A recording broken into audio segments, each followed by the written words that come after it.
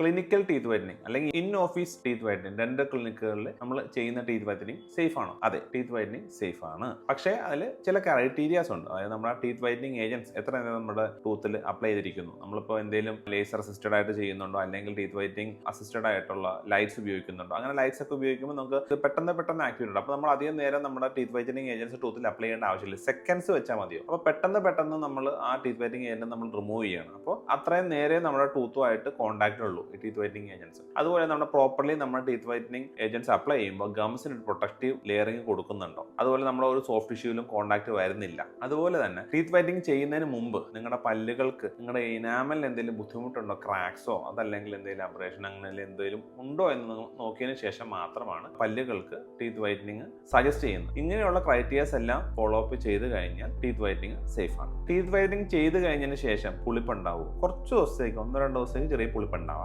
അതുപോലെ തന്നെ നിങ്ങൾ 2-3 ദിവസത്തേക്ക് തണുത്ത ഭക്ഷണങ്ങൾ കുറച്ചൊന്ന് ഉപേക്ഷിക്കുന്നത് നല്ലതാണ്. ടീത്ത് വൈറ്റനിങ് ചെയ്ത് കഴിഞ്ഞതിന് ശേഷം കൊക്കക്കോള, പെപ്സി, സോഫ്റ്റ് ഡ്രിങ്ക്സ് ഒക്കെ കുടിക്കുന്നത് നല്ലതല്ല. അതുപോലെ സ്റ്റെയിൻസ് ഒക്കെ വരുന്ന ഫുഡുകൾ കഴിക്കുന്നത് നല്ലതല്ല. ടീത്ത് വൈറ്റനിങ് റിസൾട്ട് പെർമനന്റ് ആണോ? അല്ല. ഒരു തവണ ടീത്ത് വൈറ്റനിങ് ചെയ്തതിന് ശേഷം നിങ്ങൾക്ക് പിന്നെ ഒരിക്കലും നിങ്ങളുടെ ടൂത്ത് പഴയ കളറിലേക്ക് മാറിപ്പോകില്ലെന്നല്ല, പക്ഷേ നമ്മൾ ഇടയ്ക്കിടയ്ക്ക് റിപ്പീറ്റ് ചെയ്യേണ്ടി വരും. ലൈക്ക് ഒരു 3 to 4 months ഒക്കെ കഴിഞ്ഞ് കഴിയുമ്പോൾ നമുക്ക് റിപ്പീറ്റ് ചെയ്യേണ്ടി വരാം. ചില ആളുകൾ നന്നായിട്ട് മെയിൻറ്റെയിൻ ചെയ്ത് 6 മാസം വരെ അതിന്റെ റിസൾട്ട്സ് കൊണ്ടുപോകാൻ പറ്റും.